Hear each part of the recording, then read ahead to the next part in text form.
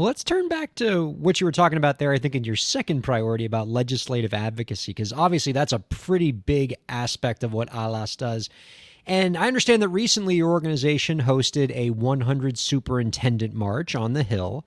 Um, I mean, that must be just the imagery of a bunch of powerful superintendents marching down Capitol Hill. Whatever it is, I want to give them everything they want. Tell us about what this event was like and why it was so important for your members. Sure. So this was our second annual. We had it in March. The pun, I love a good pun. So it's a collaborative event. The last year we held it with the National Alliance of Black School Educators, otherwise known as NABSE. And so we invited our superintendents from both organizations. And it was our first attempt last year, so inaugural event, and it was very well received. So to have them ascend to DC, it was a day and a half where we brought in folks from the Department of Education to be able to speak to them directly about the things that were going on.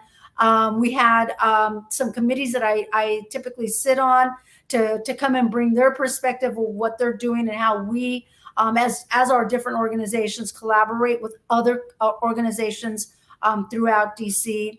And also, we, met. The march was, we chartered a bus from, moving us from our location to the bottom of the hill, and then we walked up to the office there to be able to visit all the different offices of our representatives. And so it's a short march, but it's still a little bit uphill.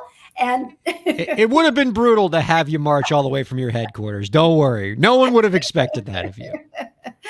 And so we spent, a full day in doing that. This year was super special for us because when we did gather, we had, had our speakers and then we had our own members share some of the work that they're doing in their respective districts.